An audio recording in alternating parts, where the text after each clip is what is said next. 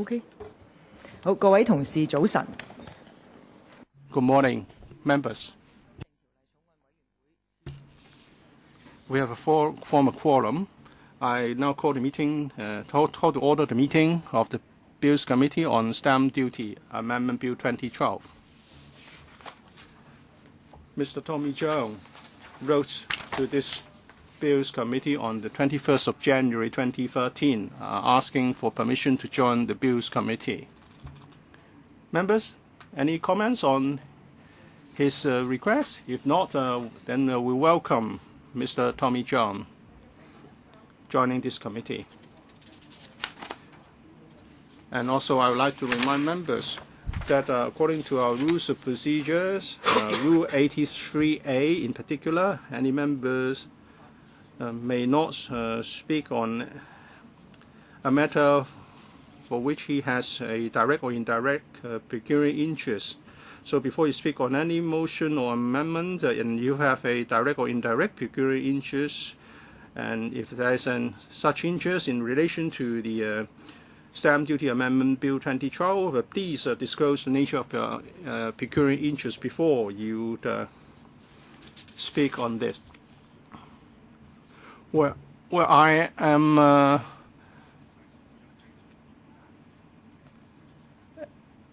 developer. I have participated in the business of real property. Do I have to declare my interest every time we have a meeting? Well, I think you are correct in your reminder, Madam Chair. But if your interest is equal to the general general population's interest, then there's no need to declare interest as such, because everyone has an equal opportunity to be purchasers or seller of real property. Well, I have a direct and indirect interest because revenue related business is part of my professional practice. Mr. CHEUNG Yu-yan. Well, I own property. I have an interest, and I do not rule out that during the period we are doing this, I may sell it. Mr. Tony Chair.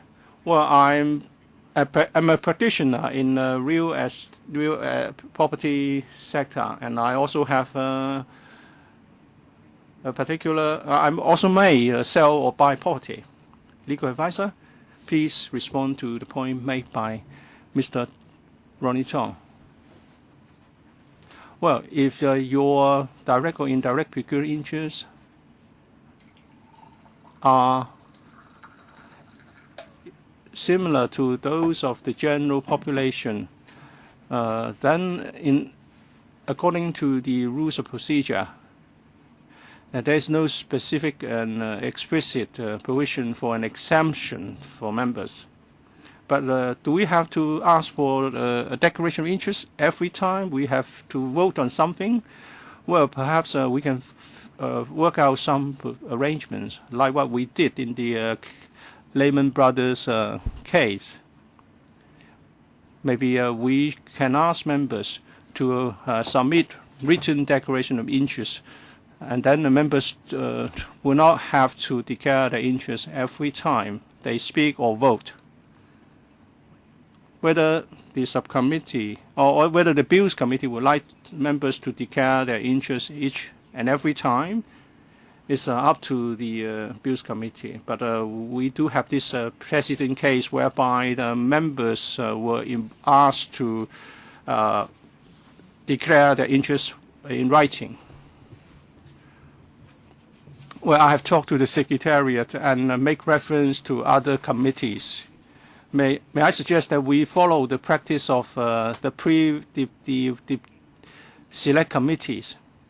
Let's declare our interests and inform the Secretariat so as to avoid the need of asking members to declare their interests every time. Well, the other declarations have reminded me that I may be involved in litigations involving the properties. Well, I might as well declare my interest. I may buy property. Mr. Jeffrey Lam. The companies in which I serve as a director may own the real properties. They may sell those properties, and I also own some units. And if I save up enough money, I may buy more. Well, maybe we should do this.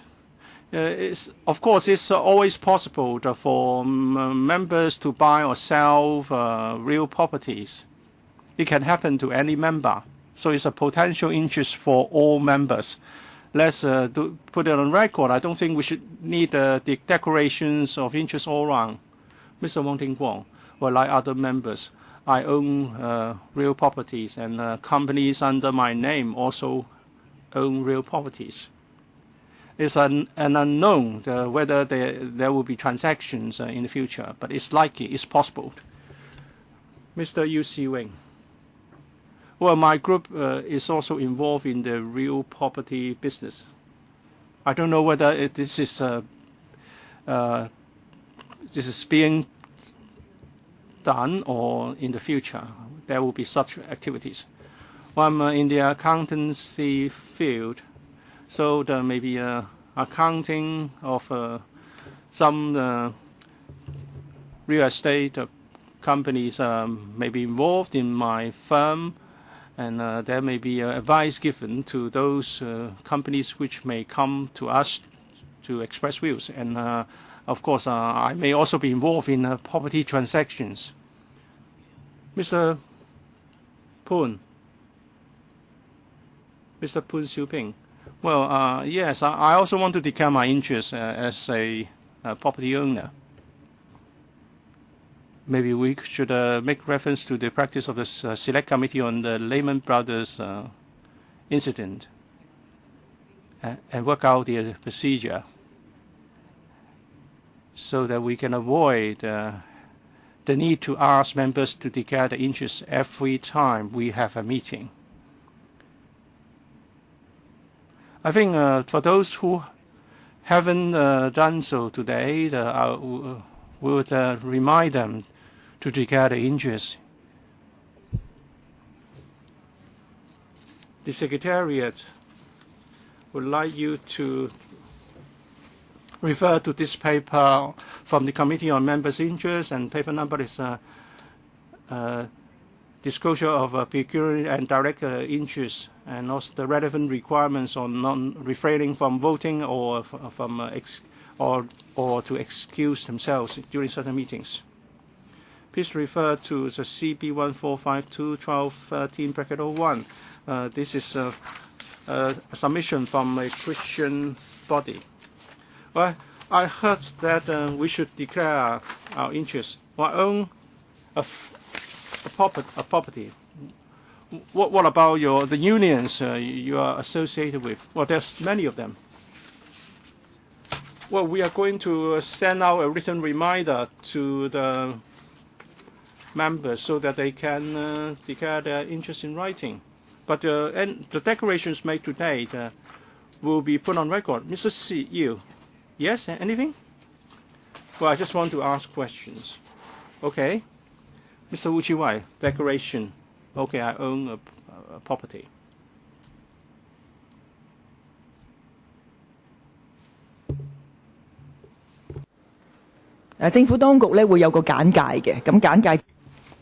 We are going to have a briefing from the administration first before I open the floor for members.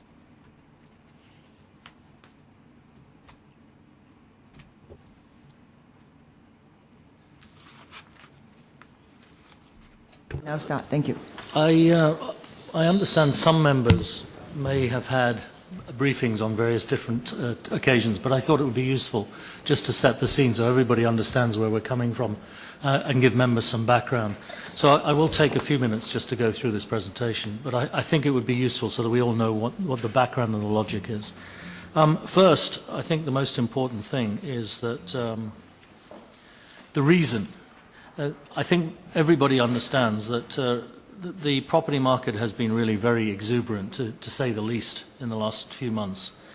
The causes are a tight supply of units, flats, extremely low interest rates, and of course, to a certain extent, the influx of capital from overseas. The net effect of all these different impacts is that the property market is really out of step with the real economy. And it's for that reason that the government feels that it's necessary to take steps to address some of these issues. Accordingly, the Financial Secretary announced new demand-side measures. And let me stress, this is first an enhancement to an existing special stamp duty that was introduced in 2010, and the introduction of the new buyer's stamp duty, and this was announced on the 26th of October of last year. The bill, fairly straightforward actually, proposes to increase the special stamp duty rates and extend the coverage from 24 months to 36 months. I think it's important to bear in mind that the existing stamp duty is set at 15% on top of the standard stamp duty rates for the first 6 months, 10% for the next 6 months, and then 5% for the following year. The changes that we're proposing will increase the first period, 6 months, up to 20% of the amount or value of the consideration if the property is held for that 6-month period or less. It then goes from 10 to 15% for the period between 6 months to 1 year. And then for the next year, it would be increased up to 10% from 5%, and then we add a further year, so that the total effect is for 36 months or less. The second, and I think the new element to this proposal, is the introduction of the buyer's stamp duty on all residential properties acquired by any person, and we would point out that this would include companies, except a Hong Kong permanent resident. And the buyer's stamp duty would be charged at a flat rate of 50% on all residential properties. Now, again, I must point out the difference between special stamp duty and buyer's stamp duty is that special stamp duty is payable on the subsequent sale after the first purchase, whereas buyer's stamp duty is payable on the purchase. In drafting the bill, we've taken into account views that we've received from the community, including those received from the LegCo panel on housing, the panel on financial affairs at the joint meeting on the 2nd of November of last year, and during various meetings we've had with different stakeholders, both in the industry and technical groups. Now, taking you very quickly through the key pieces, the key elements of the bill. The definition of Hong Kong permanent residents, those people who would be exempted, is quite straightforward. It's holders of valid permanent identity cards under the Registration of Persons Ordinance, and that's Cap 177, and obviously also applies to those people who are entitled to such a card. There will be exemptions which already exist under the existing special stamp duty would be extended to cover the new special stamp duty rates and the buyer's stamp duty. Taking us quickly through this, minor and mentally incapacitated persons will be exempted from the buyer's stamp duty. The Hong Kong permanent resident must be the purchaser or transferee acting on his or her own behalf in the acquisition of the residential property, except for someone who is a minor or a mentally incapacitated person who, due to the lack of capacity to enter into a legally binding agreement, must in practice require another person to act on his or her own behalf. That provision is, I think, fairly straightforward. Another area of exemption, we've made reference to the existing exemptions again, and we suggest that those just keep pass through into the buyer's stamp duty. These would include acquisition of a residential property by a Hong Kong permanent resident jointly with a non-Hong Kong permanent resident who is a very close relative, and again, that's already provided for in the bill. the assignment of a residential property to a non-Hong Kong permanent resident who is a very close relative, the acquisition or transfer of a residential property by a court order, for example, in the context of divorce or so on. Residential properties as a gift to charitable institutions that are exempted from tax under the Inland Revenue Ordinance. Acquisition or transfer of a residential property in respect of which the chargeable document is made relates solely to the estate of a deceased person. Now, the one area where I think there has been considerable discussion is in respect of the application to companies. The policy intention is to accord priority to home ownership needs of Hong Kong permanent residents. That's been stated very clearly from the start. It is, I think, important to recognize that in tackling this issue, we need to have a very clear target. It doesn't do to put in place provisions that can be easily circumvented or abused. There are views that various different type of company should be exempted, and we have looked at those suggestions, and indeed we are still looking at submissions that we've received from different organizations. But there are some fundamental issues. We need to be able to identify a system that is easily controlled and properly able to be regulated.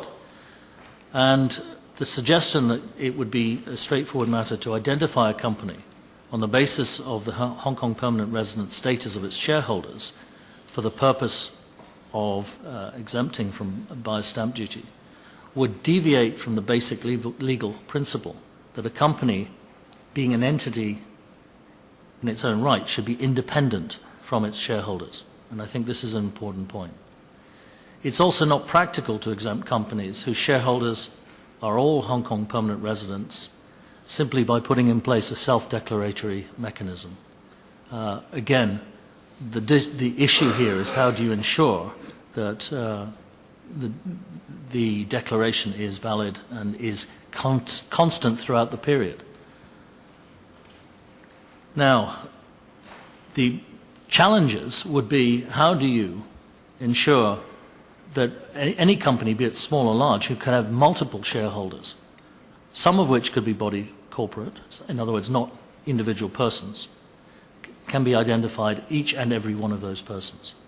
It also calls into question of how many tiers within a company structure should be covered to ensure that the ultimate beneficiary can be identified. So there are a number of practical issues that we've looked at and we so far are not able to overcome. Besides, there is still the issue beyond this of companies incorporated overseas and simply not required to provide information on their shareholders, thus rendering this option impossible to verify and follow up.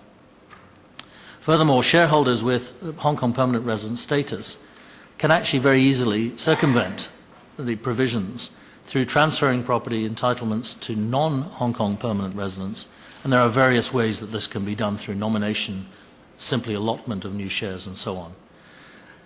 Thus, apparently, the shareholding would remain with the original shareholders, but in reality, again, control of the company would have been transferred, and that would be something that could not be seen to the relevant authorities. So therefore, we've taken a view that at this stage it is not possible for us to identify a way to deal with companies in a straightforward and practical manner. However, having said that, we do understand that companies are involved in various transactions relating to property, and one of the areas that we're particularly concerned about is that we should not hinder redevelopment of older areas or industrial or other areas into residential or non-residential properties. I think this is a very important principle. So we've tried to look at ways that this could be addressed. And what we're proposing under the bill is a refund mechanism such that acquisition of residential properties for the construction of immovable properties will be exempted from BSD, provided that the immovable property is constructed within a 6-year period. The 6-year period starts when the relevant developer has become the owner of the entire lot of the redevelopment concern. Now, the issue here, of course, is it takes time to consolidate disparate ownership into one ownership. Therefore, we think the trigger point should be when that total ownership has been acquired. The 6-year period, we believe, is reasonable in that for most developments, by the time you've acquired the property, 6 years is more than ample to develop these properties. To make sure that we also take into account the fact that there may be phased development, we've considered that construction would have been completed if the owner has secured the occupation permit in respect to the redevelopment, or the first occupation permit if the redevelopment is taking place in phases. If the lot is subject to an order for sale made by the Lands Tribunal under the Lands Compulsory Sale for Redevelopment Ordinance, and the Lands Tribunal on application by the developer allows a further period, then again the further period would count as the starting point for the 6 years.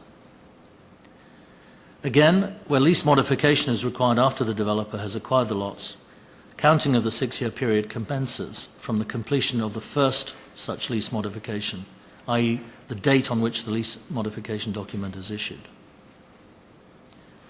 Finally, when a new lot is granted by the government, the counting of this 6-year period commences with the grant of the new lot by the government, obviously.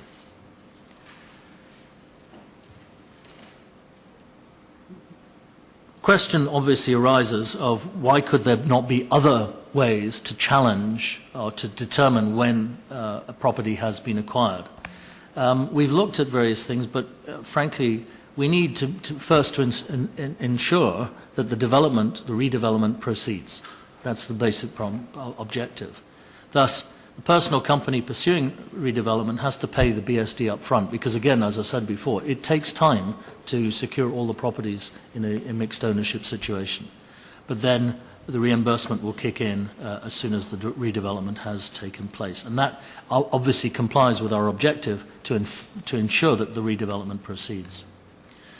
One other area is that where individual units are transferred from one body corporate to an associated body corporate, and that's defined under Section 45 of the Stamp Duty Ordinance, before the redevelopment is completed, the associated body corporate may also apply for the refund upon completion of that development. Again, the 6-year rule would still apply. Finally, in terms of the volatility of the market and recognizing that markets are changing quite rapidly and could change very quickly, we've proposed that further adjustment to special stamp duty and buyer's stamp duty rates should be made by means of subsidiary legislation, subject to negative vetting by the Legislative Council. And this would give us the flexibility to move quickly as and when the market situation changes. And indeed, in that context, that would allow the rates to be set to zero if that were appropriate.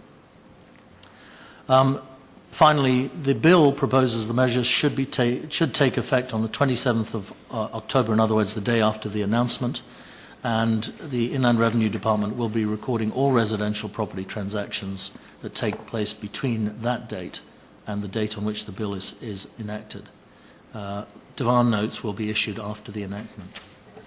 I have a full team here ready to answer your questions and try and respond as best we can to members' inquiries. Thank you very much.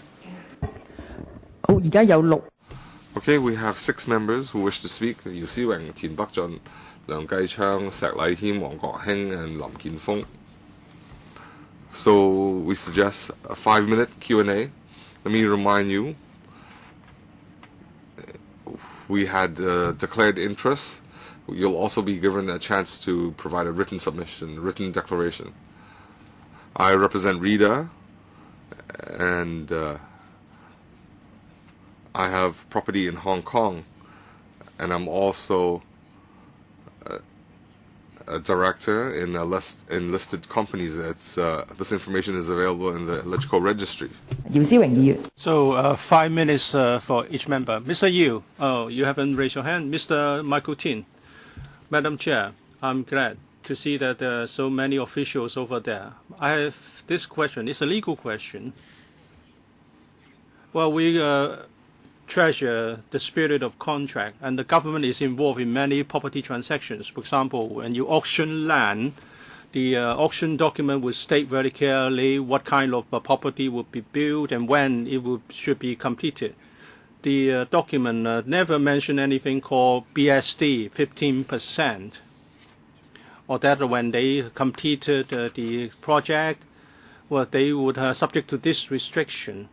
I wonder if any legal advice has given to the government that property developers may try to seek judicial review after they have secured sites without that particular condition.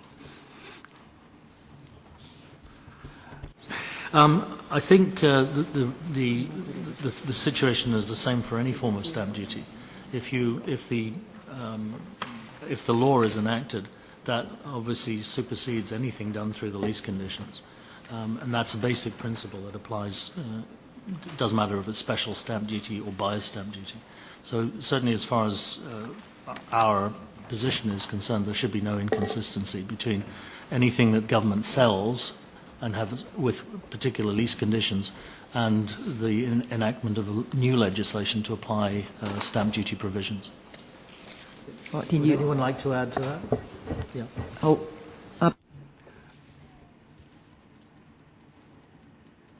According to Mr. Tin, if in the lease, in the grant made by the government, say, sites offered through the land auction with free premium pay, according to Section 39C of the Stamp Duty Ordinance, no stamp duty is payable. So stamp duty includes ad valorem stamp duty as well as SSD. And after the amendment, the BSD will also be covered. Of course, we know no stamp duty is payable now. But when I want to sell, when my project is completed, I got fewer potential clients. So perhaps in future auctions, you should remind the prospective purchasers that you are going to impose this BSD, 15% of BSD. Ms. Chan, I think the law is clear about the contract related to land options. A developer buys a site and then he completes a building project and then he sells the units. And if the buyer is a company, then the stamp duty, relevant stamp duties will be payable. All right. You are saying that this is a short-term measure because of shortage of supply and shortage of flats and because of rising prices. Why don't you just impose an SSD? So instead of 24 months, you say it should be payable within 36 months. Well, unless you have no confidence that the property prices would come down in 36 months. We have different targets. The special stamp duty was introduced to deal with a particular issue of speculation, short-term speculation. And we believe that, in fact, the short-term speculation has been effectively dealt with in the first two periods because the rates at 15 and 10% were sufficient. However, over time, the effect of that on speculation, particularly in the 1 year to 12 months to 1 year and subsequent, the effect has diminished. So the reason that we're increasing the special stamp duty is to maintain that effect. The buyer's stamp duty. Mr. Tin. And as I said at the beginning, the buyer's stamp duty is intended to give priority in the purchase of property to Hong Kong permanent residents.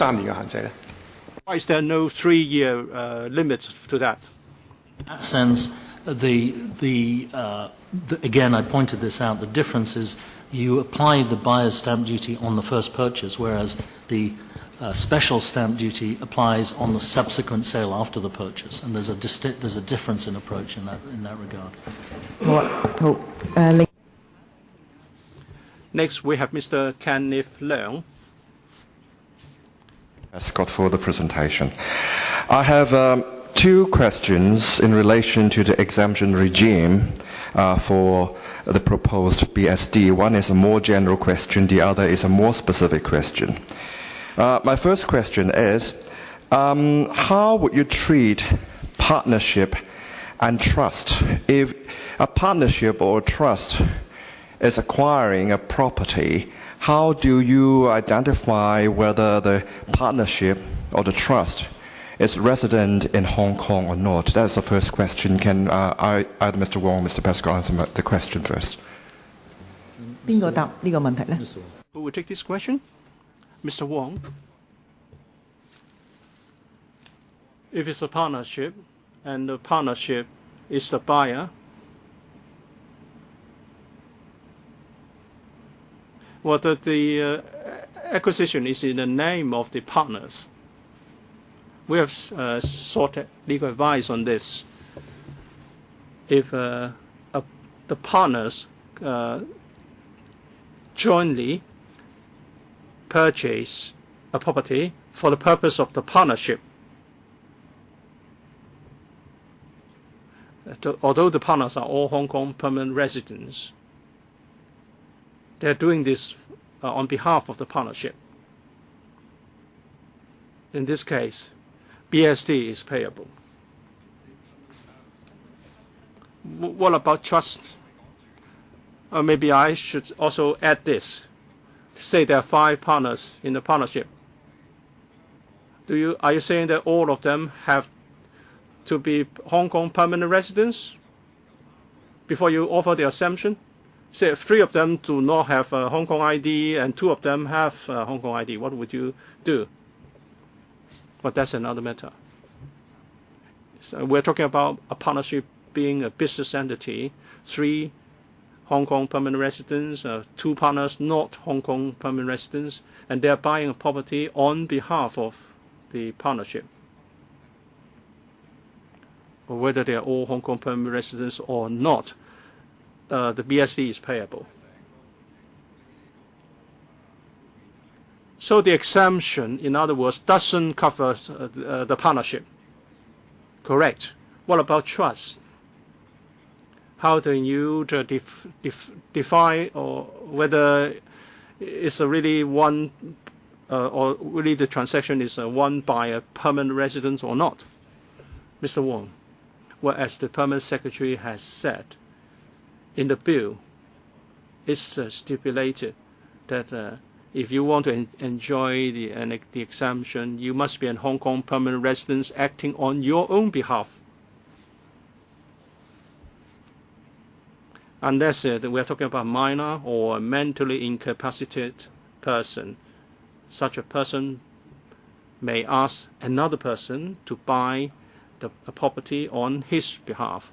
But that must be done on the basis that it's declared that this is acting on behalf of a minor or a mentally incapacitated person, and that minor or mentally incapacitated person must be a Hong Kong permanent resident before the exemption applies.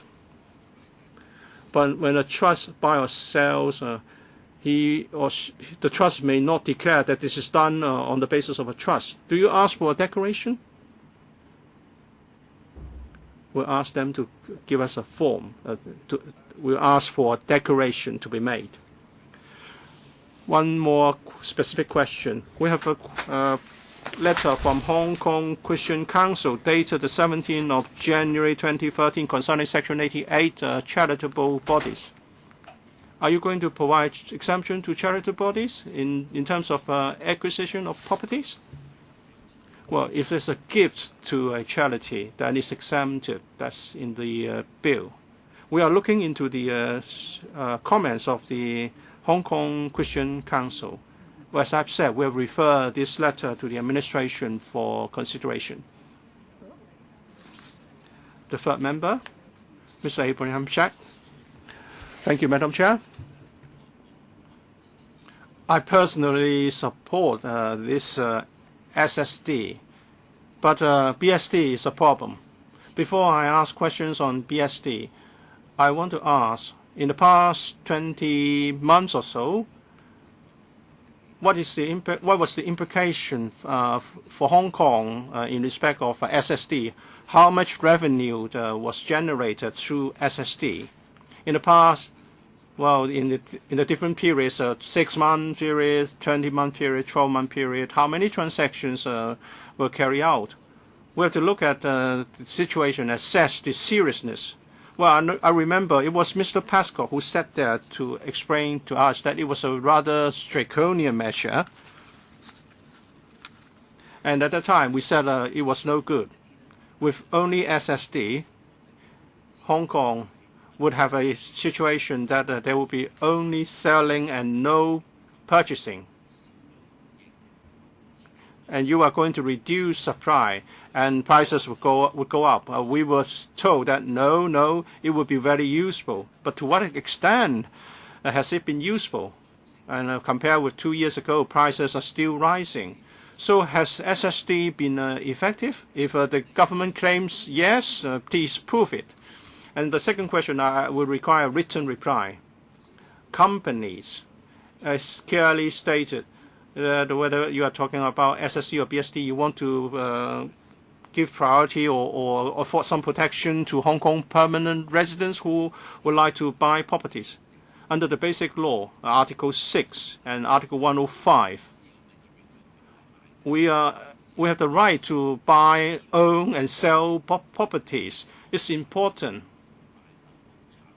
Whether you buy, you sell, or you speculate in a free economy, in an open economy, this is always allowed.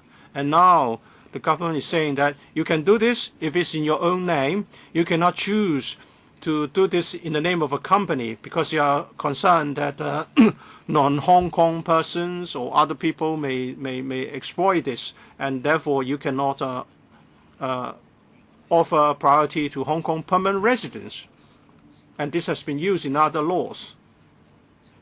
If we look at the narrow scope of Hong Kong permanent residents doing this in the name of a Hong Kong company, and then you impose no resale restriction within 3 years, that would be very simple and straightforward. Why don't you consider this instead of what you are proposing? Please give us a definitive answer. They are just saying that there will be problems, and therefore they want to adopt an across-the-board approach and disallow it. This is not the way to do things in Hong Kong. You should offer solutions. I have asked too many questions, Madam Chair. I don't want to waste your time and members' time, so please give me a written reply. On urban renewal, well, they have painted a very beautiful picture. So there will be a reimbursement. Well, it's not just URA. The URA, the ordinance protects the URA, not to protect the community. They can draw up a blueprint, goes to the town planning board, gets the approval, and proceeds. But not a private developer. The private developers would buy one unit after another over a long period of time, many years, just like what Hopewell was doing. Of course, if you are a private individual, you own a company, and you buy more and more units in the neighborhood, people will know that you are trying to assemble the title. But now you're proposing reimbursement after 6 years. Well, you take into account the time to buy all the units. It's more than 10 years. And what kind of interest is involved if you look at the compound interest situation? So actually, this is for the benefit of URA, so that the government can get higher revenue. So you are going too far. So I want to ask the amount of revenue generated. Is this meaningful? How effective is this in achieving the purpose? And what about redevelopment and urban renewal? Well, they are not really the nice guy they are trying to describe.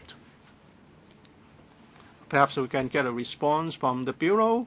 First question, special stamp duty's effectiveness. Second, why can't there be an exemption? And third, the third point is about the effect on urban renewal. I'll try and address some of these, and I'll ask my colleagues to supplement. I'm also conscious of the time. First, the introduction of special stamp duty and now buyer's stamp duty has never been a revenue-raising issue. We made that very clear at the start. As far as we're concerned, if no one were to sell their property within 6 months or 12 months, there would be no stamp duty payable. That would be fine. It would have achieved the objective of stopping the short-term speculation. We will give you those figures in terms of the actual income. But I will say that the number of transactions, which is far more important than the value of special stamp duty paid, has fallen dramatically in terms of particularly the first 6 months and then the second 6 months. It's because the transactions were increasing in the 12 months to 2 years that we've had to look at extending the period. But we will give those figures separately. 你會補充文件俾我哋，定係一陣間有同事答嗰個數量？好啊，好啊。Yeah, we'll do that. Let me finish first. Okay, and then I'll give you okay. those. The second point I want to make here is... Chairman, could he explain why, when we had the SSD, prices have been going up? Because this is not just about money, it's about supply as well. Well, Mr. Pescod has explained that transaction volumes went down, and... Madam Chairman, as far, again, in terms of the total number of transactions, the number of short-term reselling did go down. And in that respect, there was an effect. But as I said, it's the total number that was involved in that was the issue, and those figures will speak for themselves. As far as our assessment is concerned, the target to deal with short-term reselling on a speculative basis was achieved and is still being successfully achieved. But it's that slightly longer period of 1 year to 2 years, etc. that... No, you don't understand my question. 石議員啊，不如第二輪啦，好唔好？我知啊，係啦。即係佢。Could you raise your questions in the second round? I asked him to respond in writing. He can bring down speculation in the short term, but in the medium term, in the long term, the prices have gone up, and he has not explained this part of the question. I have explained in my introduction that the reason the prices have gone up is because of shortage of supply generally in the market, the influx of overseas capital, which has definitely been an issue, and that's one of the issues we're trying to deal with under the buyer's stamp duty. It's not related to the effects of special stamp duty, but I'd explained that all previously. There are a couple of other points that I do want to touch on, particularly this issue of the comment that the Honourable Member has made, that we're telling people they cannot buy by introducing buyer's stamp duty. Of course not. We have absolutely no intention of telling people they cannot buy. What we're saying to people is, if you buy and you're not a Hong Kong permanent resident, you have to pay an additional tax in the form of a buyer's stamp duty. That's a very different message to saying you cannot buy. So that, I think, is a fundamental point. Again, you're learning from our Chief Executive how meaning. 阿石議員啊，我諗而家唔係對話嘅時間。好，你仲有冇補充啊，秘書長？The final point on urban renewal. In fact, I have had some discussions on this with both Rita and the Honourable Member was present. We recognise that it does take time to consolidate property. The challenge for us is at what point does that property become developed under the context of redevelopment, because people do acquire property for many different reasons, not only for redevelopment, and it's the definition of redevelopment that's the issue. And we feel that after the consolidation of numerous properties into one and the redevelopment process starting, that's the starting point at which we can count the 6 years. So that's the logic of that. Perhaps I can pass on to my colleague to supplement on the other information. 好，秘書長。Yes, there are two areas regarding the efficacy of our measures. I have some figures, and we can supplement that later. In 2010, November, when it was announced, the residential property transactions from 2010, 150,000 cases. They dropped to some 90,000 cases in 2011, and up till December 2012, the overall residential transactions are 91,000 cases. So under SSD, as Mr. Pescott said, the SSD starting from November, when it was announced, there were 250 cases in November 2012, down to 150 cases in December 2012. So there were only 6 cases in the 6-month period. So we see that the SSD in dealing with short-term flipping is effective. And I just want to add that in BSD, we cannot exempt companies. And this is in line with our policy, where we want to protect Hong Kong permanent residents' needs to purchase housing. Now, if a permanent resident, is a shareholder in a company,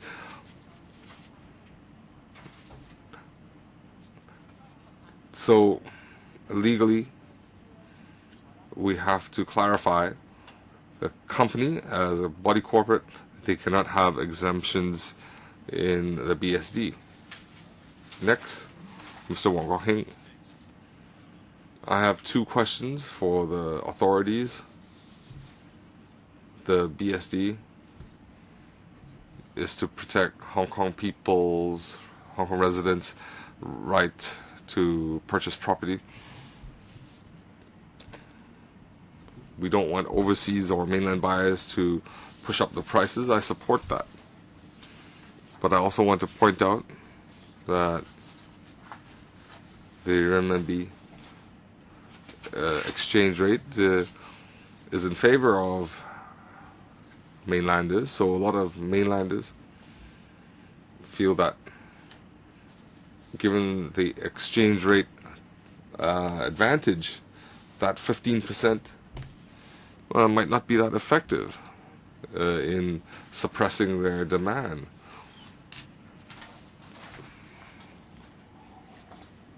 I can also see some real estate agents. They've already tabulated some figures. They will tell them that this extra 15% BSD, but some mainland prospective buyers, especially those who have a lot of cash on hand, it's insignificant to them. They just want to build up their portfolio. So, but if you raise it to 30%, 40%, then it might achieve your deterrent effect. Have you considered that 15% is still too insignificant? That's my first question. Second question, the SSD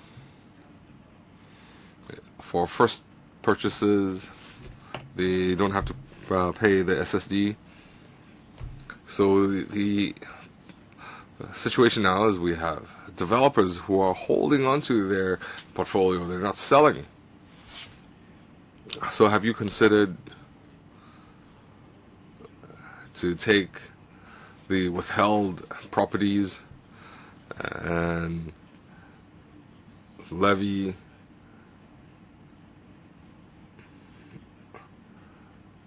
if necessary, when they sell to a third party, they would have to pay a special duty to have some deterrent effect on this hoarding, because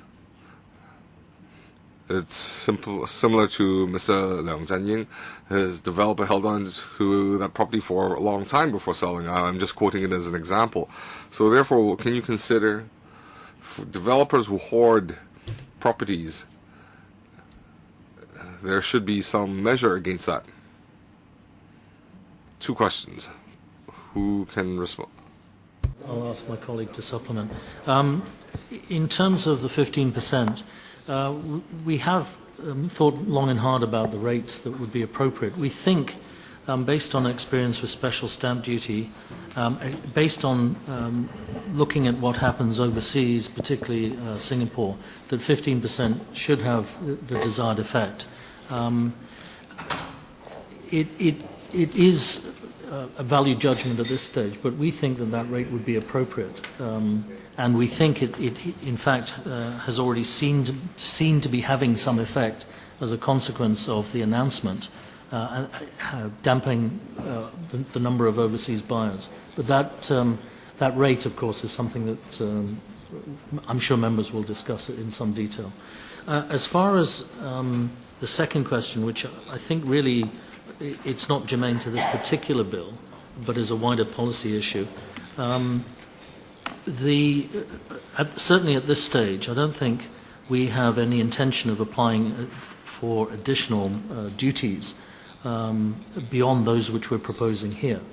I think it's also quite an important point of principle that we have to accept that commercial decisions are taken on when to sell property. These are due to very many different reasons, not just issues of occupation permits and what have you. And those commercial decisions obviously will affect small numbers of units. But I think the point we've already made is that, in fact, the total number of units that are currently vacant and unallocated is very, very small. I think it's something like 4% of the total supply. So we don't think that that's a particularly large problem, but it's something we can... Well, I hope the BSD should be reviewed. 15% is, for mainlanders, they consider it a part of the cost. It's not going to be effective. Mr. Lam Kin Fong. Any measures that can stabilize property prices is supported. But at the same time, I feel any measures should not cause inconvenience or should not harass the public. Just now, the Secretary mentioned that a lot of measures were not practical, not feasible.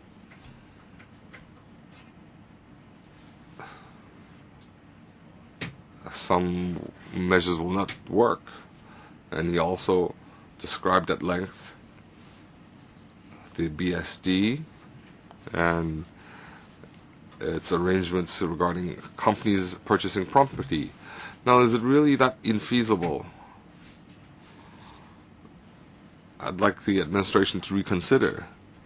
They should not think inside the box. They have to think out of the box. Is it absolutely not feasible, or just you're unwilling? So, when you formulated the policy, what was feasible? What was not feasible? Did you start with what could work first? So I want to ask, you mentioned because of SSD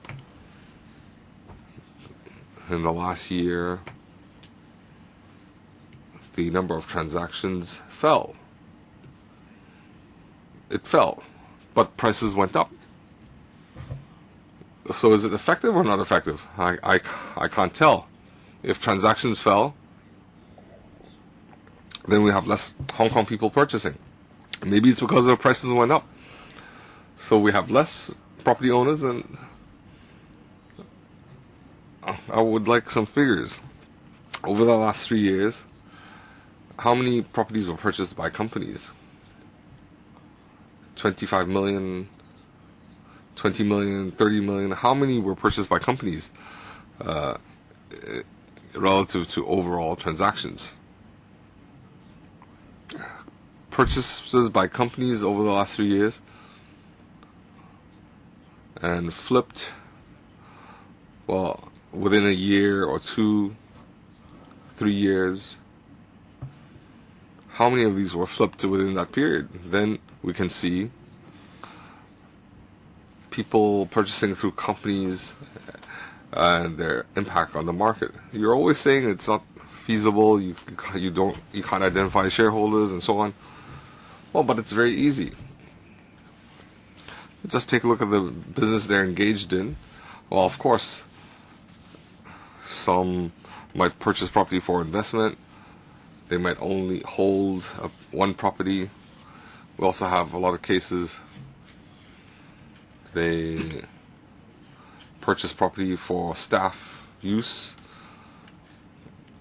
You always talk about caring employers. Well, if you purchase property for staff as residents, then they might back away from such arrangements that you had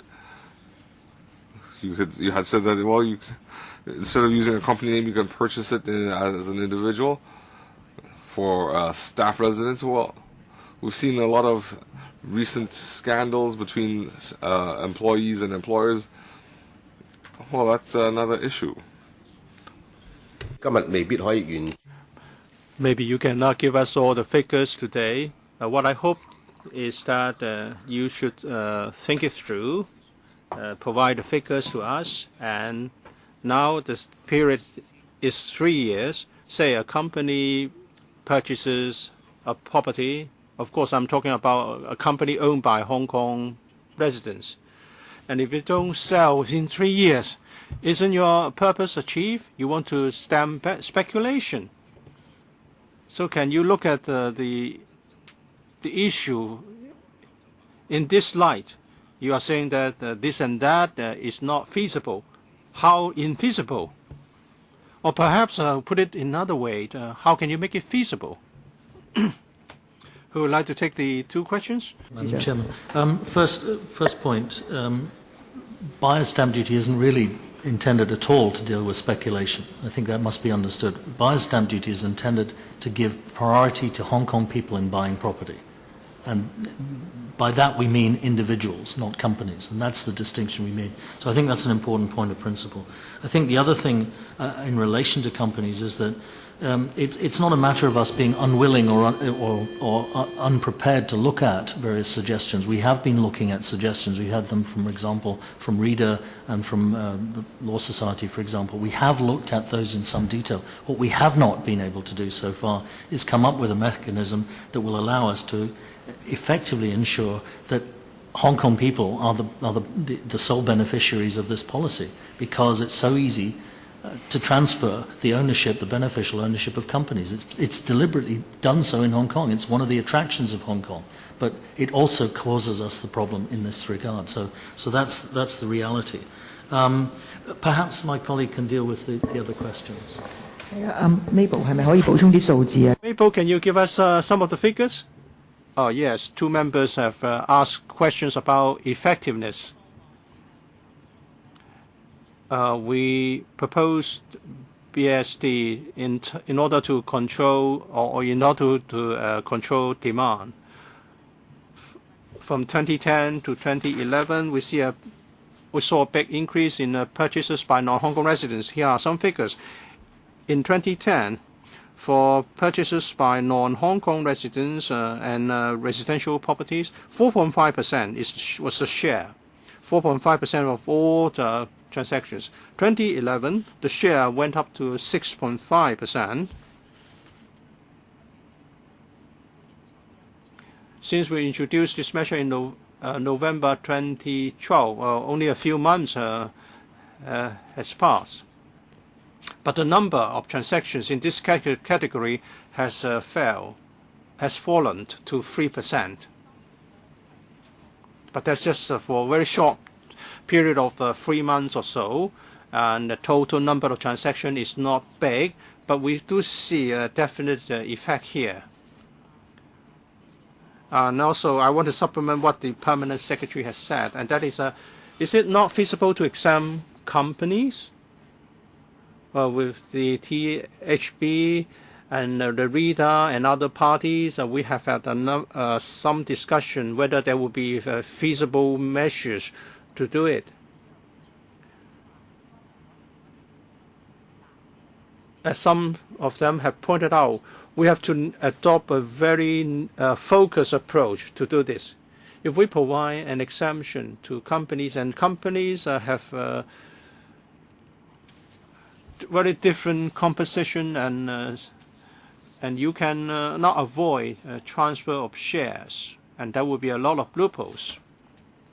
And on the other hand, we have heard a strong voice from the community. If through transfer of shares, ownership is changed, it's difficult for us to enforce the law without creating loopholes. And if this is done, the policy objective of BSD will be undermined. And also, according to the DOJ in Hong Kong, a company is regarded as an entity. And we make a distinction between Hong Kong company and overseas company. We do not make another distinction based on the shareholders, whether their shareholders are local residents or not. Mr. Tony Chair. Thank you, Madam Chair. With regard to this SSD and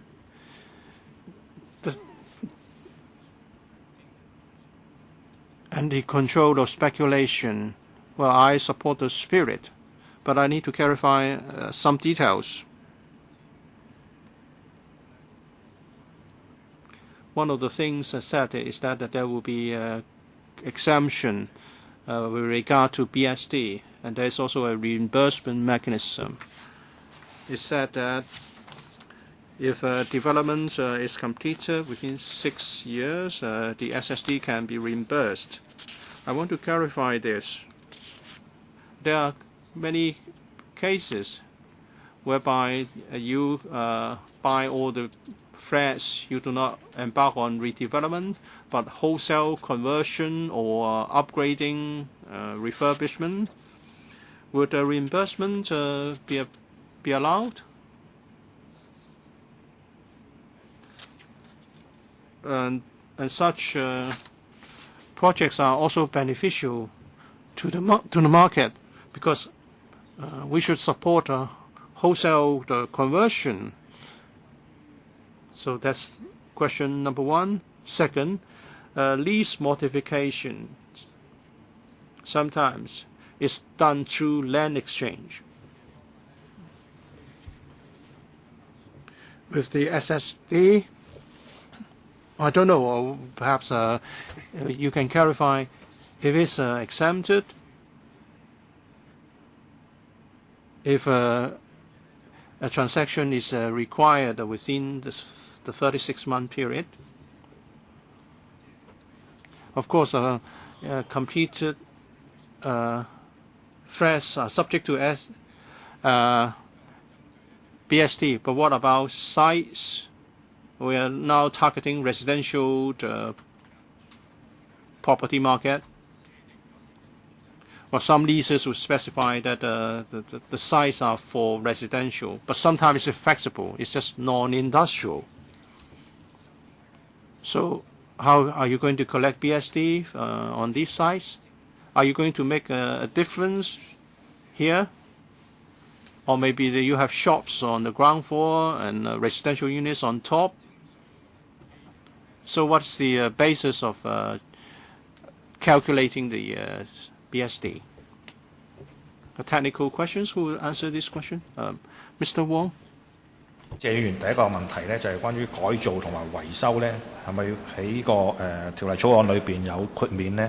係冇嘅，呢個係我哋係要係淨係真係拆咗個舊樓，如果有舊樓重建啊，話如果係買個空地翻嚟，空地上邊重建起新嘅樓先有嘅。如果係純粹改造或者維修咧，喺現行呢個條例草案就冇豁免嘅。咁至於第二點係改契咧。咁喺我哋條例草案豁免，即係屬於重建嘅情況之下咧，即係佢話買咗翻嚟，可能佢有一個地契裏邊嘅條款申請去改動咧。咁我哋如係計6年嘅時限可以申請退稅嗰個咧，係由去批准第一次改地批准之後計6年嘅。主席啊，好似冇答我問題。即係第一樣，我講句，即係佢啱答嗰度。Madam Chair, some of the questions are not answered. I mentioned SSD. There's a transaction. You surrender the original site to the government. And for wholesale conversion, I have reservations. So you are now encouraging redevelopment. It may not be environmentally friendly. In some cases, we certainly don't like demolition to be carried out likely, and the 15% SSD would have a big impact on that. Madam Chairman, I think that we accept the point about demolition not necessarily always being necessary, but I think, again, we have to focus back on the objective of this. What we're trying to do is to facilitate redevelopment where that is appropriate. If, for example, there's a building that someone prefers not to redevelop but to renovate and then sell on, then it's just, from our point of view, just another sale process. It's just a sequence of buying and selling processes. It doesn't involve this particular issue of redevelopment. Madam Chair, I also raised some other technical issues. Maybe they can answer in writing. Mr. Wong, there's another question from Mr. Chair. If we're talking about a site with a building, shops on the ground floor, and then residential units on top, will BSD apply? Since BSD is about residential property, we look at the lease, the land use in the lease. The redevelopment exemption would apply to such a building. I don't want to waste our time. I don't think the questions have been properly answered. Maybe they should seek advice from technical departments. Well, we'll ask the government to provide supplementary written replies. Perhaps you can repeat your technical questions later on. Who haven't spoken in the first round? But some members were not here when we started our meeting. We were reminded by the Secretariat to declare our interest. According to our rules of procedure, we need to declare our interest if you have a direct or indirect pecuniary interest. And we have resolved that members will be invited to do it in writing. But if you want to declare interest now, you can do it now. Well, I own properties. My companies also own properties, so I need to declare my interest.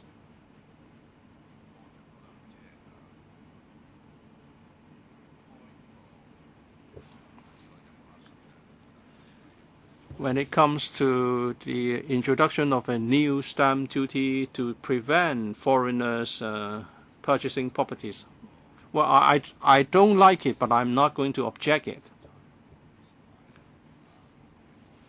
But I have a reservation about not allowing the local companies to hold properties and not required to pay BSD. The PS says it cannot be done. Well, like Mr. Jeffrey Lam, I think that there must be some way. If you do this, you are going to affect us as a free society. On top, I would like to ask a technical issue. I think Mr. Tony Cheung has mentioned this. In Mong Kok, you have composite, that is a residential commercial buildings. There are shops, and in the upper floors, first floor, there are also units for both residential and commercial purposes. So it's either residential or commercial. What about BSD? Is BSD payable? Yes. Mixed use. Mr. Wong? We amended the stamp duty ordinance in 1991. we distinguish in the law the residential transactions and non-residential transactions. We look at the occupation permit and the specified use in the permit or in the lease. We don't look at the real use or the occupant's actual use. Is there only one use and there would be no gray area? Correct. In the old tenement buildings, they're not purely residential, so BSD not payable? We look at the lease. There would be if the specified use is residential. If there's no residential use saying that it's residential, then it's not payable. Well, it's usually there's usually a specified use in the lease.好， Next, Tommy CHEUNG. I'm not too clear. I'm in the catering business, restaurant business, and I had to apply for a liquor license.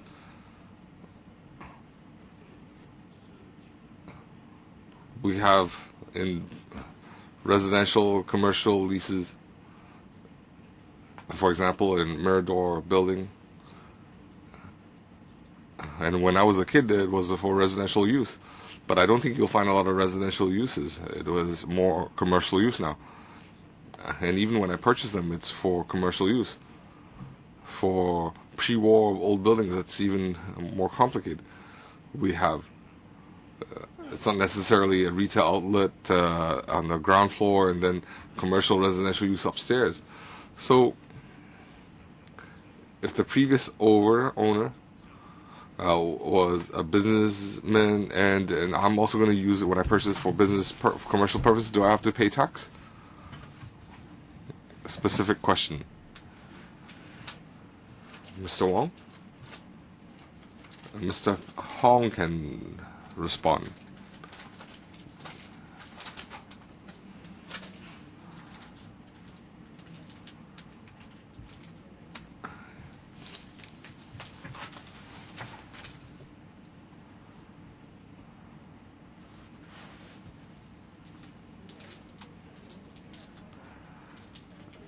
According to the stamp duty ordinance, there's a definition. What is non-residential property? That is, according to the occupation permit or the land lease, they cannot wholly or partially use it for residential. That would be non-residential. So, given those conditions, when they buy or sell, they'd have to comply with that for an exemption. They cannot use it wholly or partially for residential use. Otherwise, it would be subject to the BSD. So he's saying commercial residential use, if you use it for residential purpose, then there's no exemption. He confused me in the latter part. Could you repeat it again? If the property, if the permitted use allows it for residential use, then you have to purchase, then you have to pay the BSD. Next, Mr. Wu Ji-wai. Thank you, Chairman. The BSD is not something unique to Hong Kong to suppress overseas people entering the domestic market to engage in speculation. So overseas jurisdictions, how do they arrange their affairs? Second, we have overseas jurisdictions. How do they arrange for companies exemptions in purchasing property? Could we make some reference to that? Because I heard colleagues mention the government has run out of ideas. So are there any good ideas that we can borrow from overseas? Because we want the stamp duty to tackle with focus the overseas people coming to Hong Kong to speculate in the property market. Well, have you done research in this area? Both Singapore and Macau, which are the nearest references. But I think you need to bear in mind that what applies in one jurisdiction doesn't always necessarily translate easily into the Hong Kong context, given our particular circumstances. So that's a very important point of principle. Perhaps Mabel can supplement. 係陳副秘書長。Yes, just a little supplement. As Mr. Pescott said, our neighboring jurisdictions also face a large housing demand problem, and overseas buyers might want to purchase property, and that would affect the local population. So, in our discussion and research, we had looked at Singapore, Australia, Macau, and we have some similar cases in Macau and Singapore where they have some targeted stamp duty for non-residents. In Singapore, in 2011 December, they had implemented a buyer stamp duty. In Macau, October 2012, they had introduced a stamp duty as well. When they considered the duty level, companies were not exempted. Ms. Emily Lau, do I need to declare interest? Yes, if you have interest. Yes, other members did so as well. Yes, I have my own property. I'm not sure if the question has been asked. Well, I support the BSD, and it seems that it's not that effective anymore. Prices are going up. The public are enraged. They feel the administration has been ineffective, and they don't see in the near future any improvement. Well, if we don't have the stamp duty, it might raise even in leaps and bounds, that is, property prices. They don't think these measures are helpful, so they feel frustrated, angry. So I'd like to ask, some people object to the stamp duty, that is the company's non-exemption. And we're now talking about the luxury units. For luxury units, with this stamp duty, do we see any drop in transactions? Or have the prices come down?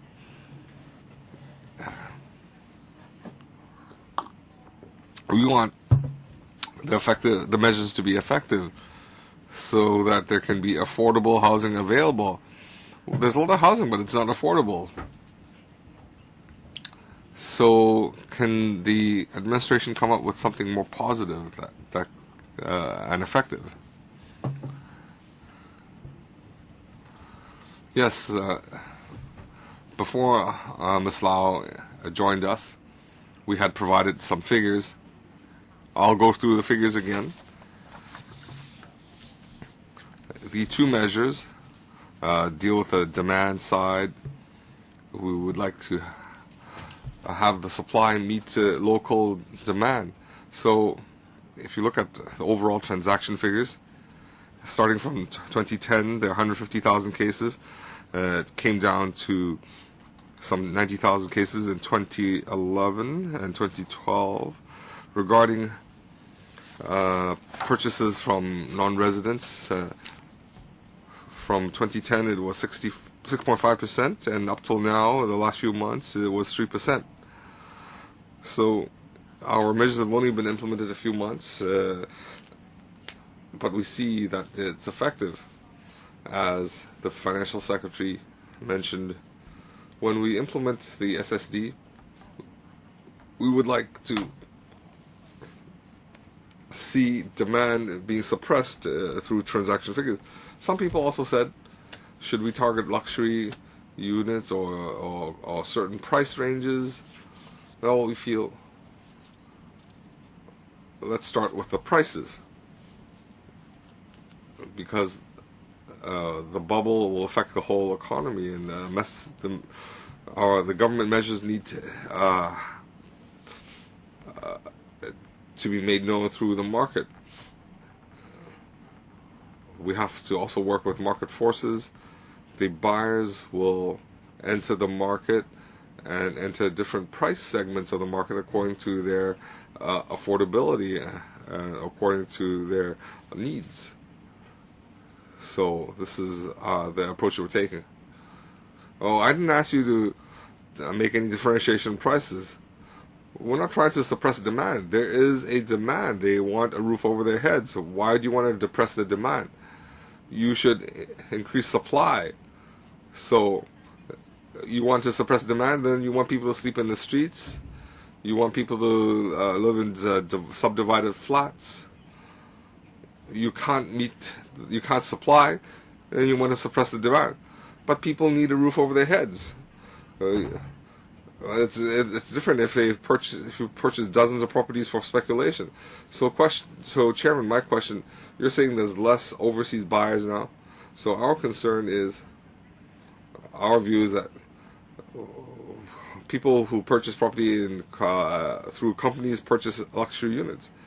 So you're saying the demand there is dropping. I would like to see prices fall as well. That's the logic. It's not that complicated. I hope the officials understand. And could you also respond directly? Of course, you can't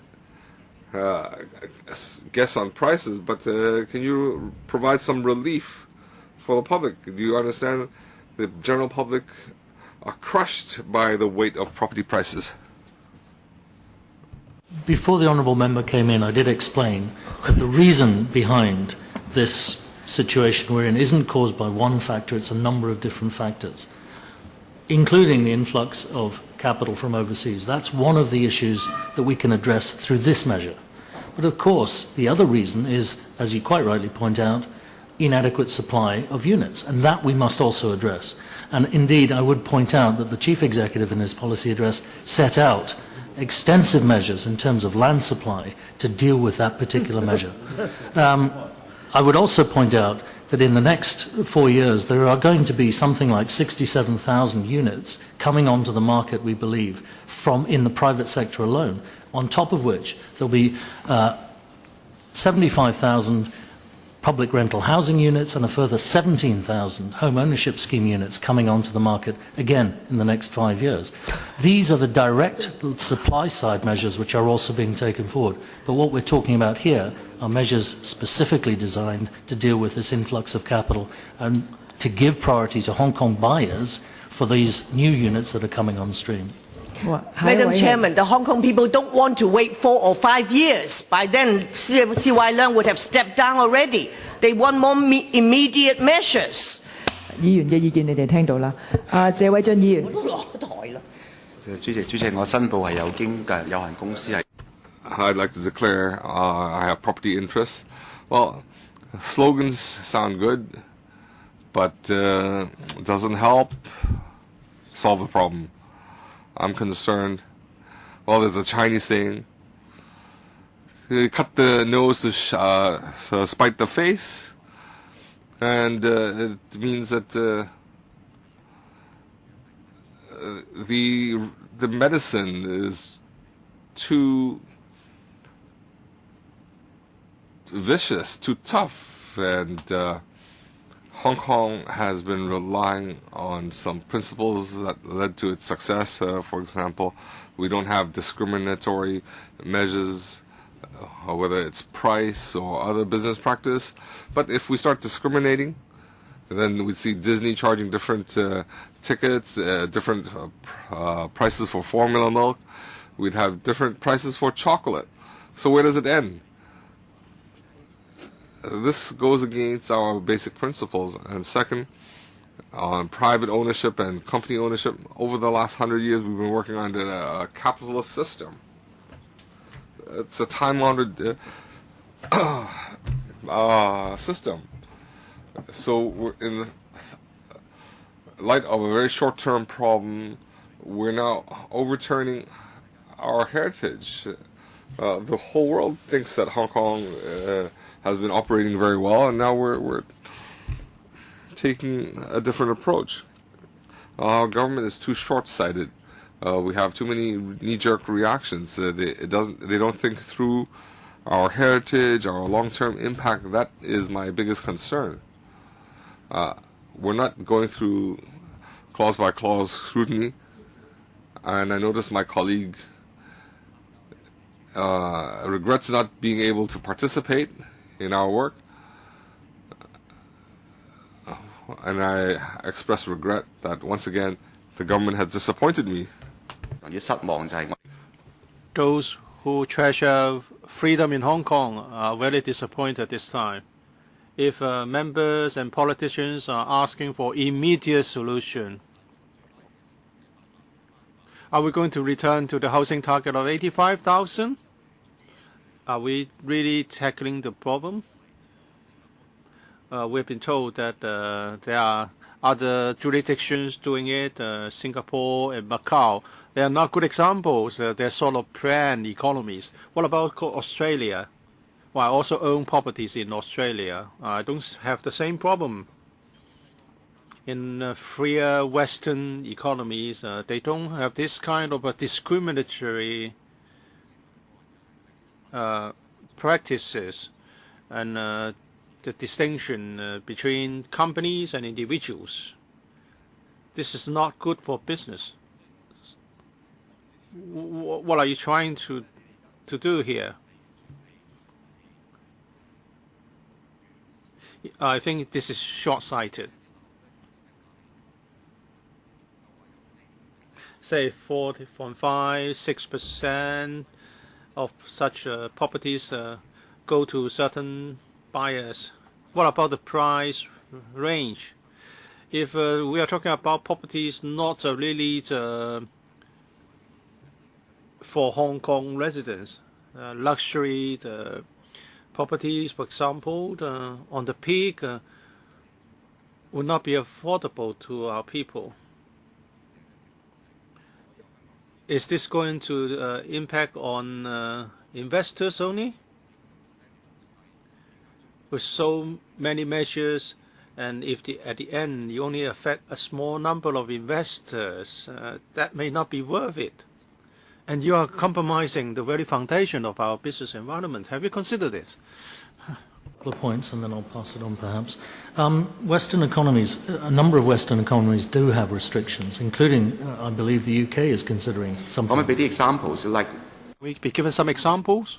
This data, please. Yeah, well, as I say, we can provide that, but let me just quote, I tried to buy property in Australia. I couldn't do so because the property I was trying to buy, unfortunately, was subject to restrictions for overseas buyers. They have had those measures. That's when measures. and where? This is something that's been in place for many, many years in Australia. It already exists, yes.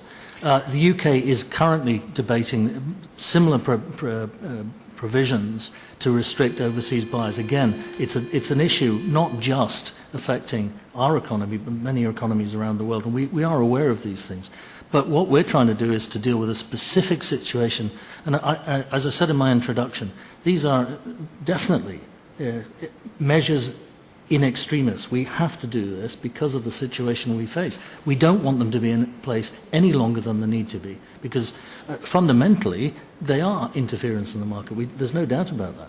But we're doing it consciously. We're not doing it sort of by default, as you're suggesting. 主席，可唔可以要求比較詳細啲嘅？我相信可能。I would like to get more information concerning other jurisdictions. What are they doing? What measures are there? When did they start this? We would like to get more information. Ms. Chen? Concerning this question, the Australian Parliament passed an act in 1975 concerning overseas property investors who will be subject to certain restrictions. They are talking about landed property or the real property. Investment is subject to approval. But we are not prohibiting non-resident investors. We're just introducing a fiscal measure to increase the burden of such investors.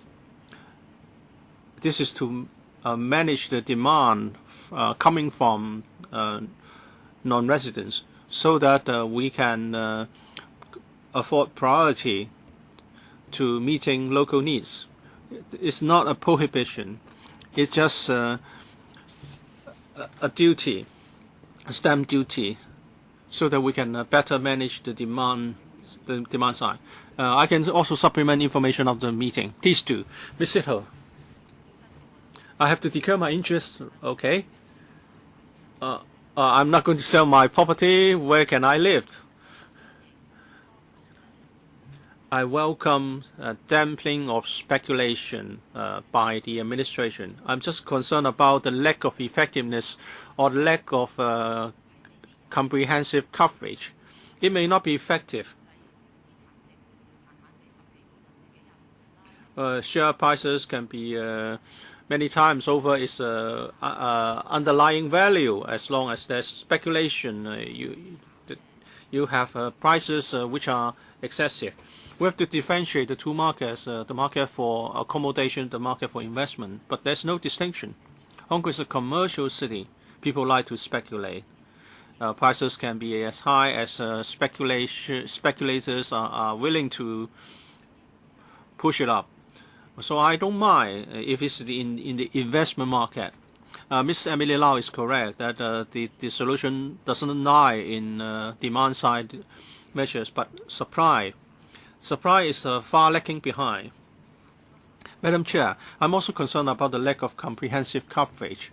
Some members ask whether for old buildings, which used to be for commercial use, but they have been converted to residential use in Western District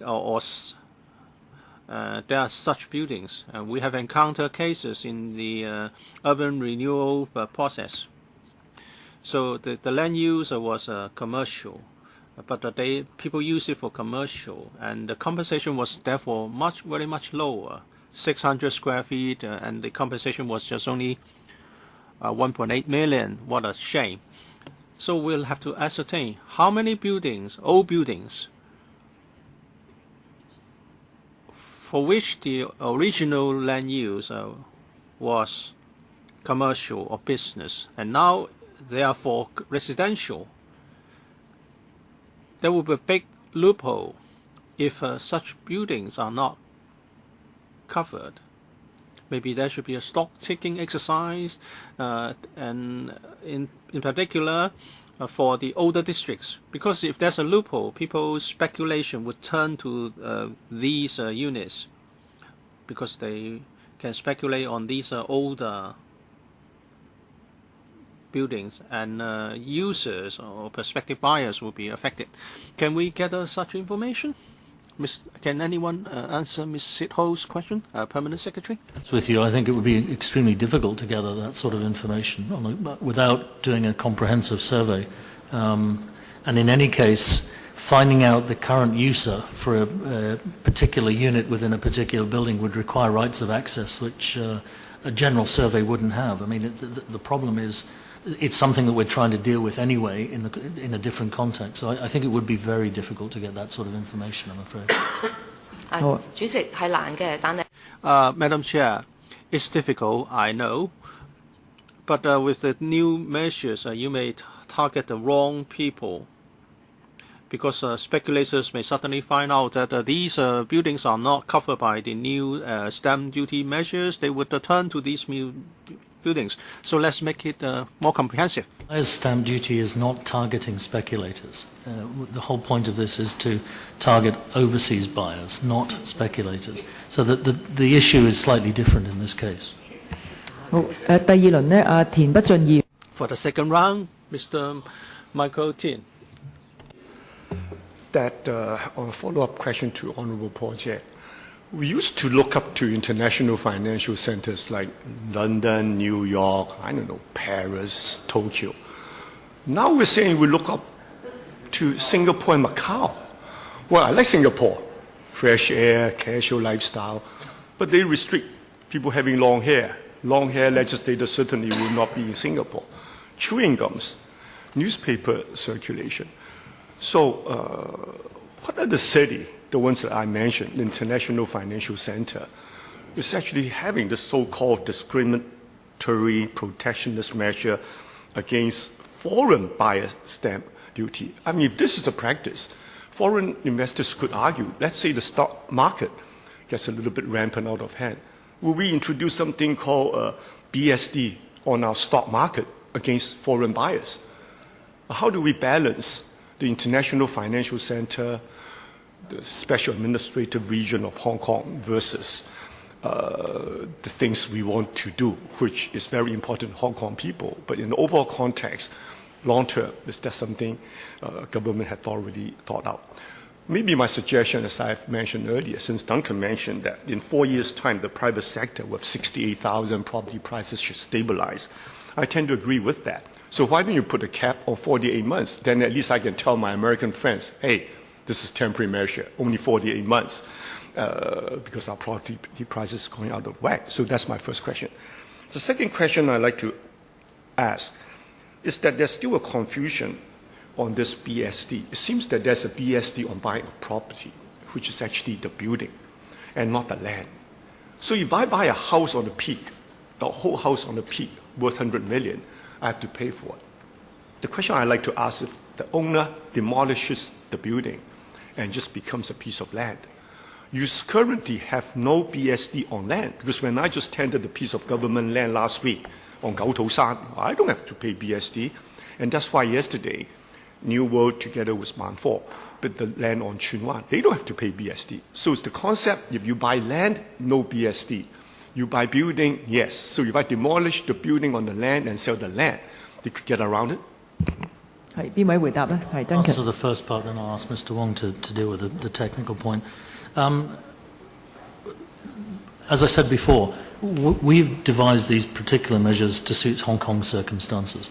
But in doing our due diligence, we of course look at models that exist overseas. It doesn't really matter whether it's Singapore, Macau, Australia, or elsewhere. These are simply reference points. What we've devised is something that's particularly tailored for the Hong Kong context, and that's important. But I would point out, apart from Australia, I understand that London is looking at this issue of restricting. Yeah, but we're looking. I mean, it's the same issue, isn't it? We're doing it. Well, they may do it too. What I'm saying is we are not unique in the world as a major city that has some issues about the influx of foreign capital into the property market. We've chosen this particular route. Whether or not others choose the same route, the issue still remains. The other point, and I'm glad you raised it, the issue of, will it be sufficient to say in 4 years' time when the 67,000 comes on that we allow it to lapse? Actually, the issue is much more complicated than simply supply. One of the biggest issues is quantitative easing in the US. It's the low interest rates which the US and Europe are deliberately putting in place. These are issues which affect the flow of money around the world. Now that could happen, the changes could happen very, very quickly. For example, if interest rates go up here within, say, 2 years, we wouldn't want to be trapped into something that's in place for 4 years. We would want to react quickly. So that's why we're saying we need to have the flexibility to react to the market situation. I'd like to hear that, Madam Chairman. So government is saying that we should not even suggest 3 or 4 years. They might take it away in 6 months? Well, as I say, we're proposing that we have a relatively quick mechanism to be able to do that. That's already part of the bill, yes. If we need to be able to move quickly. 好，第二條問題，黃副局長。就田議員講個第 Second question, Mr. Wong. If the land is granted by the government and for the first time, and if it's not for residential use, no, the BSD is payable. But if you buy a piece of land in the private market, BSD is payable. It's different. A short follow-up. If it's a piece of vacant land for commercial use, no BSD. If the land is for residential, then BSD is payable. Correct. Mr. Abraham Shat. I would like to allow Mr. Prescott more opportunity to explain the thinking and the logic. Is that the BSD aims at protecting Hong Kong residents to buy properties in Hong Kong, so we don't want foreigners or mainlanders to do this. If you want to protect Hong Kong people, why is it that when Hong Kong residents are using Hong Kong companies to buy properties, they have to pay 15% of BSD? If you say that I want to take this choice from you, that's question number one. But that's not the purpose you want to achieve. Second, he says he's not targeting speculation. You should target speculation. He's just saying he wants to target overseas buyers. Well, this is a serious question. He's not a financial official. I think if he were a financial official, then he would shut the doors to... Any country will rely on overseas income, and then you will have a balance of payments. Third, Chairman, he said he had not explained a question on urban renewal. He doesn't attempt to understand the situation. These are very serious. Every year, the urban renewal portfolio has an impact on the market. He's now impeding the work in this area. And I also want to say that in his response to Sid Ho's question, I've been engaged in urban renewal. We have residential commercial use, especially in Weston.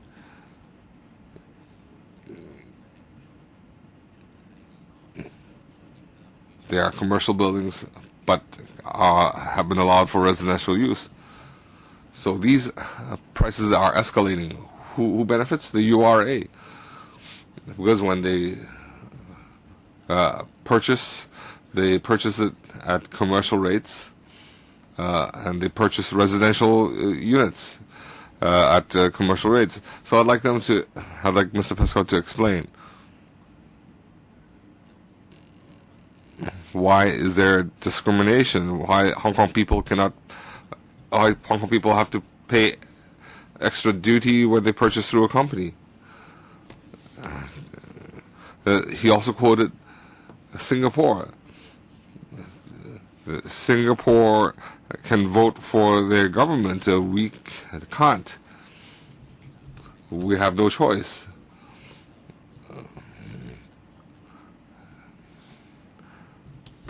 Thank you, Madam Chairman. Can I just seek a point of clarification? My point is very good, very simple. Hang on. Let me your logic. Hang on. Let me just seek a point of clarification. The word that I got in my translation here was protect Hong Kong people. Is that the word you used? I used is to ensure that Hong Kong PR citizens can buy properties without interference from outsiders. My point is very simple. If a Hong Kong PR holder can use his name to buy property, why can't he have a choice to use a company to buy a company? Why you discriminate the same PR holder in buying a property? What is your logic? Your logic is ensure that Hong Kong people can buy property at a price that he can afford. And why you slam on the 15% when he choose a company to buy it? Please explain. Oh, Mr. Duncan. Thank you for that clarification. As I said before, the reason that we've tried and we are still trying to look at ways to allow for companies to be exempted for this, but we have not been able to do so. We don't actually have a fundamental difference. But the CE promised us that when he finished baking, then he put it on to the market. It's not mature yet. How can you propose that? It has been through the relevant process. The issue here is, so far, and despite a lot of effort to try to find ways to do this, we have not found a way that is possible. And that's the challenge. We brought forward what we think is the appropriate measures, because having looked at all the suggestions from Reader, from other people, none of those are possible. You can't squeeze water out from the wood. The only if you have this type of limitation in thinking, what can we expect of a government like that? OK， 上臂仲有冇補充？ Just a couple of. Any supplement? In fact, in our discussions with the honourable member previously, we have explained, and we will continue to explain, that we do not want to interfere with the redevelopment process. But at the same time, again, we have this challenge of having to ensure that redevelopment does actually take place, and that's the approach that we're taking. Thank you. 重建嗰度有冇回應啊？石議員都問。 Any response to the redevelopment question? No. We've tried to deal with it, and we think that the approach that we've taken to allow for developers to seek reimbursement is the appropriate way. 好，梁繼昌議員。 Mr. Leung Kai-cheung, I would like to speak 5 minutes. First of all, about the free market economy. The officials, they don't quite hit the mark. The free market economy has supply and demand at work. We had, why don't we restrain purchases on overseas purchases of equities? The supply is elastic in equities. You can add share placements hundreds of millions per year, but in our property market, the supply is inelastic. You cannot in 1 year add 100,000 units. So the measures are trying to change the transaction cost to make it higher. They're not restricting you from purchasing. Second point, purchasing property through companies.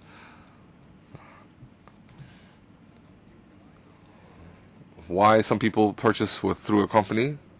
I had asked the Inland Revenue Commissioner for Inland Revenue, why don't we plug that loophole? Well, purchasing through a company, they might not be speculating, but one purpose it could be tax evasion or tax avoidance arrangement. I also asked the Secretary for Financial Services, when a person purchases property and the company within 6 months they transfer the share ownership, and if they only own one property, why don't they levy a special duty? And the response was that purchasing property through a company, they only make up 10% of transactions, and overseas transactions only make up 1%. So they don't want to plug that loophole. But now a lot of people say, why do we restrict Hong Kong people from purchasing property through a company? And one of my interpretations is, in practice, to discover a shareholder identity is very difficult. If it was feasible, Mr. Chen Mao Bo, his shareholders and so on would be disclosed. It's been going on for some 4 months, and we don't know his shareholder composition and the board of director composition. The administration is afraid of responding because if we give companies exemption, then likewise the government would need even tougher measures. If the company only owns one property, then they would have to amend the special stamp duty. We don't just look at the company, we have to see what how many properties the company owns. So purchasing real estate through a company saves a lot of money. This is an observation. So whether you allow companies to purchase property or if the transaction cost is higher, this is the only time I agree with the government's measures. Okay? Just now Mr. Ronnie Tong had wanted to speak. We'll have to allow Mr. Tong to speak, and then we can have to summarize. I had to attend other meetings. 2 questions. Why Hong Kong companies purchase property, they have to be slapped with this 15% duty. I think there's a logical problem there. Just now, you member mentioned that there might be tax evasion and hard to detect. That is not.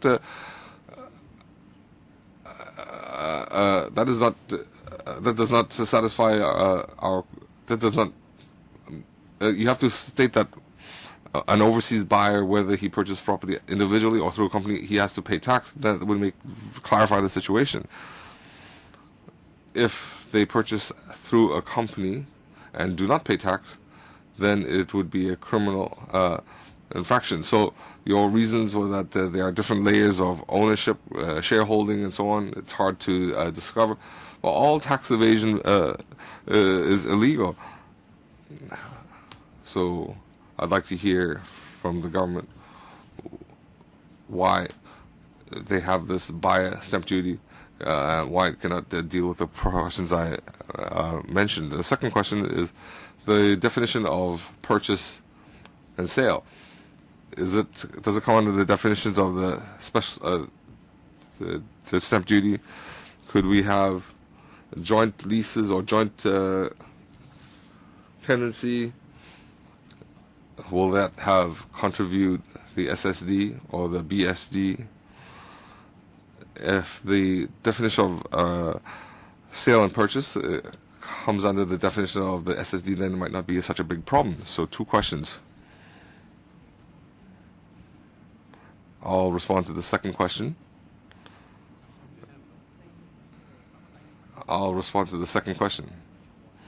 If the bill follows the mechanism of the SSD, that is, in the transaction there involves a document, and if it doesn't have to pay the ad valorem duty, then they don't have to pay the SSD. So that would include your joint tenancy. They don't have to pay the basic stamp duty. They don't have to pay the BSD. What if it's a gift?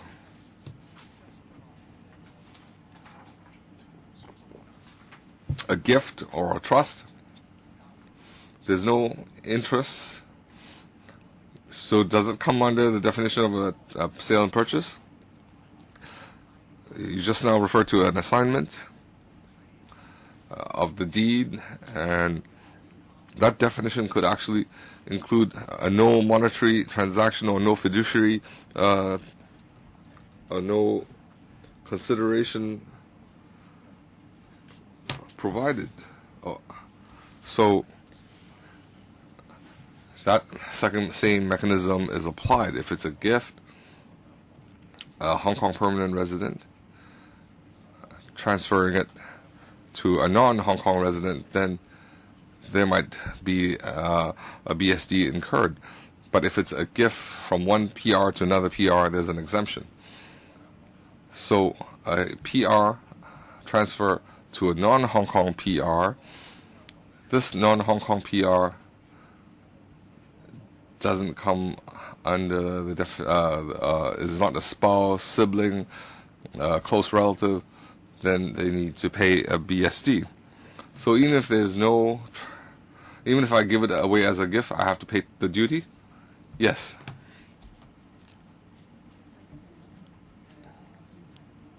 Mr. Tong, have you considered his proposal? Mr. Tong talked about the transfer of share ownership. This is very common. Aside from share ownership, another area we have to be careful is a company, even if it has local PR shareholders, but if they place new shares and if the real estate assets are transferred to non-PR, that is one big loophole. And I think you misunderstood my question. The question was, the duty is levied against the purchaser. So the purchaser, they cannot acquire it through a company, shareholder, or individually, and they would have to pay the BSD. That would deal with all the questions you raised. even if they use a shareholding or a company to purchase the real estate, and if they do not pay the duty, that would be a breach of the law, tax avoidance, so a tax evasion. So, are there anything to add? The shareholders, aside from PR, they might also have non-Hong Kong PR, and some shareholders might be companies, body corporate. So that ownership can be very complicated. And at the legal level, you don't understand my question. She's not answering my question. Legally, the body corporate and the relationship between the shareholders are divided. The company, we have to see if it's a locally registered company. There are some overseas registered companies. So as Mr. Tong said, if a Hong Kong shareholder, we have a Hong Kong shareholder in the company, how do we trace whether there are other shareholders that have non-Hong Kong PR? There's no way for us to trace that. 就會係另外一個公司嚟嘅，佢公司裏邊嘅股份咧，亦都可以係涉及一啲唔同嘅層次上去。And there can be different layers of shareholding. If we provide an exemption here and deal with the different companies differently, that would be a big legal problem. Well, Mr. Tong, I think we will have another chance to follow this issue later. I would like to ask for an extension here to deal with our meeting arrangements. Maybe you can follow up next time. Maybe I haven't expressed myself clearly. Well, there will be another chance for you next time. Well, some members have asked for supplementary information, foreign examples, or similar arrangements like BSD. Mr. Tony Che, you have got some technical issues. Do you want to repeat those? Or can you specify what kind of response you are seeking? Maybe I can do this in writing. Okay. And I hope next time we can get the information and also another paper from the administration. The permanent secretary has said that views concerning companies owned by the Hong Kong residents would have to be subject to BSD, and they will respond to these views. So there's no need to hurry. Okay, time is up, so we have to adjourn now. The next meeting, well, we have a meeting scheduled. It's the 4th of February at 2:30, from 2:30 to 4:30. If there's nothing under AOB, the meeting's adjourned. Thank you.